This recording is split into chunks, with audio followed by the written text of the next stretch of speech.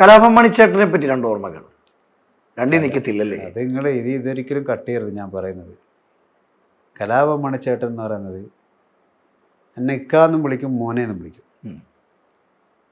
അദ്ദേഹം മരിക്കുന്നതിൻ്റെ കുറച്ച് നാളുകൾക്ക് മുമ്പ് അവസാനമായിട്ട് വടകര വെള്ളികുളങ്ങര അത്താഫി എന്ന് പറഞ്ഞ ഓഡിറ്റോറിയത്തിലായിരുന്നു പരിപാടി.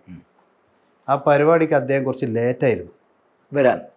പരിപാടി മറ്റുള്ള ആർട്ടിസ്റ്റുകളൊക്കെ 3-4 പാട്ട് കഴിഞ്ഞതിന് ശേഷമാണ് മണിയേട്ടൻ ഓഡിറ്റോറിയത്തിലെത്തുന്നത്. ഈ സമയത്തും ഗ്രീൻ റൂമിലിരിക്കുന്ന എൻ്റെ അടുത്ത് നിന്നിട്ട് കട പാട്ട് കണ്ടു കേട്ടോ ഉമ്മയെക്കുറിച്ചുള്ള. നേരം വൈകി വന്ന ടെൻഷനിലും ഒരാൾ അഭിനന്ദിക്കാൻ കാണിച്ച മനസ്സ്. കാരണം അദ്ദേഹം വടകര പയ്യോളി ഏതോ ഹോട്ടലാണ് താമസിച്ചതെന്ന് തോന്നുന്നു. അവിടുത്തെ പ്രാദേശിക ചാനലിൽ ഞാൻ എൻ്റെ ഉമ്മയെക്കുറിച്ച് ഞാനും എൻ്റെ പെങ്ങളൊക്കെ അഭിനയിച്ച ഒരു ആൽബം പ്രാദേശിക ചാനലിൽ വരുമല്ലോ. അത് കണ്ടിട്ട് അതിൻ്റെ അഭിപ്രായം പോലും നമ്മളോട് പറഞ്ഞ് അഭിനന്ദിക്കാൻ കാണിച്ച വലിയൊരു മനസ്സ്. പിന്നെ മണിയേട്ടനെ കുറിച്ച് പറയുകയാണെങ്കിൽ ഞാൻ മണിയേട്ടൻ്റെ കൂടെ ഒന്നായി ഈ പ്രോഗ്രാമിന് മാത്രമല്ല ഒരേ റൂമിൽ ഒരേ പ്ലേറ്റിൽ ഭക്ഷണം കഴിച്ചും കിടന്നും ഉറങ്ങിയൊക്കെ. മനോജ് മയ്യണ്ണൂർ എന്ന് പറഞ്ഞൊരു വടകരയുള്ള എൻ്റെ പ്രിയപ്പെട്ട സ്നേഹിതനുണ്ട്, ബഹ്റൈനിലാണ്. ഒരുപാട് 100-ൽ പരം പ്രോഗ്രാം ഡയറക്ഷൻ ചെയ്ത ആളാണ്. അദ്ദേഹമാണ് ശരിക്കും മണിയേട്ടനായിട്ട് പരിചയപ്പെടുത്തുന്നത്. പക്ഷെ മണിയേട്ടനിൽ ഞാൻ കണ്ട വലിയൊരു പ്രത്യേകത,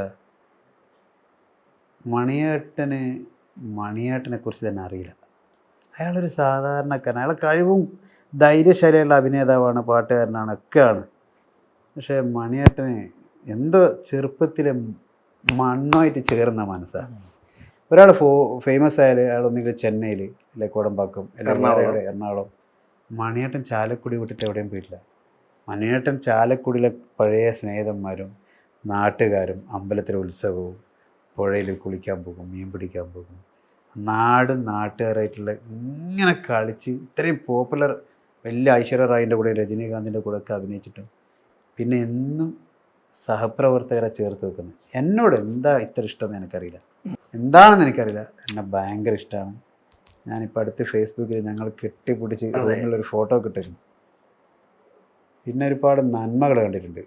മണിയേട്ടൻ്റെ കൂടെ പ്രോഗ്രാമിന് പോയാൽ മണിയേട്ടൻ ഭക്ഷണം കഴിക്കുമ്പോൾ മണിയേട്ടൻ ആദ്യം ഭക്ഷണം കൊണ്ടുവരുന്ന ആൾക്കാരോട് അല്ലെങ്കിൽ സ്പോൺസേഴ്സിനോട് സഹപ്രവർത്തകർക്ക് റൂമിൽ ഭക്ഷണം എത്തിച്ചോ, അവർ കഴിച്ചോ, അവർക്ക് കൊടുത്തോ, അവരെ തൃപ്തിപ്പെടുത്തിയോ എന്ന് ചോദിക്കാതെ മണിയേട്ടൻ ഭക്ഷണം കഴിക്കില്ല.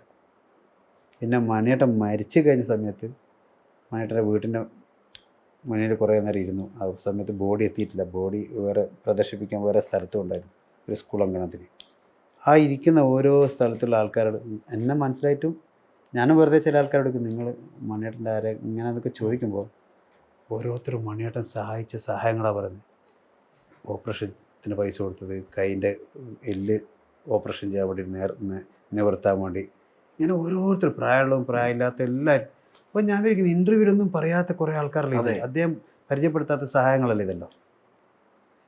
ഇതൊക്കെ കണ്ട് എനിക്ക് മരിച്ചാൽ പോലും മറക്കാൻ പറ്റാത്ത നമ്മുടെ നാടൻ പ്രയോഗമുണ്ട്. അതേപോലെ എനിക്ക് മറക്കാൻ പറ്റാത്തൊരു കാഴ്ച, ഞാൻ ഈ മണിയേട്ടൻ്റെ മൃതശരീരം വെക്കുന്ന സ്കൂൾ അങ്കണത്തിലെത്തി.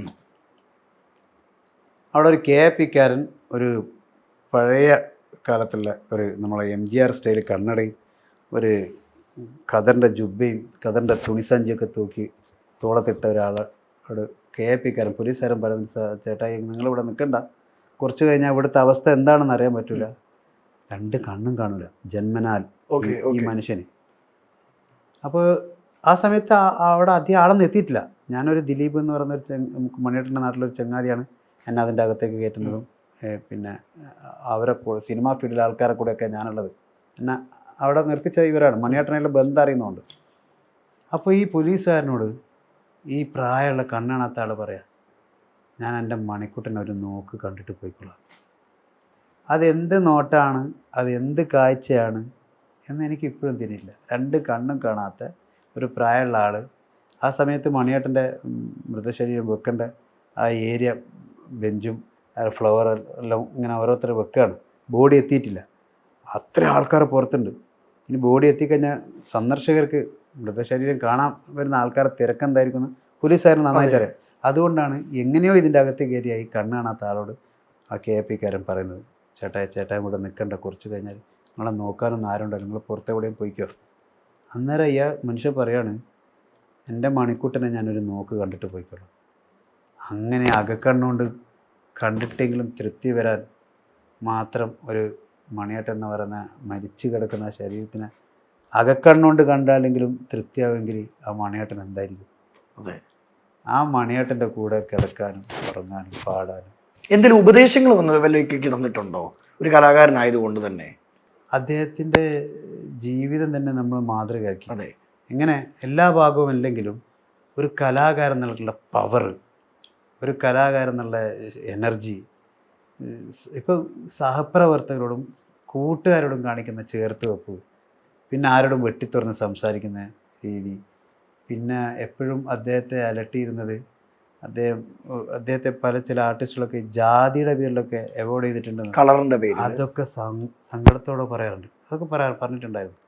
സങ്കടത്തോടെ പറയാറുണ്ട് ഇരുന്ന് കൂട്ടുകാരോട്. എൻ്റെ അടുത്തല്ല, ഇങ്ങനെ പറയുമ്പോൾ. പക്ഷെ അതിനൊക്കെ മൂപ്പര കർമ്മത്തിൽ കൂടി, വർക്കിൽ കൂടി.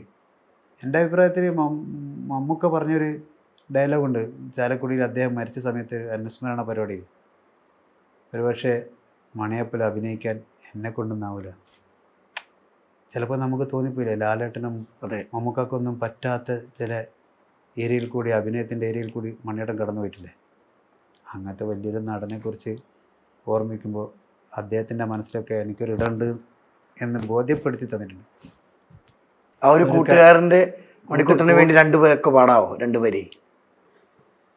മിന്നാമിനുങ്ങേ മിന്നും മിനുങ്ങേ എങ്ങോട്ടാണെങ്ങോട്ടാണീ തിടുക്കം, നീ തനിച്ചല്ലേ പേടിയാവില്ലേ, കൂട്ടിനു ഞാനും വന്നോട്ടെ.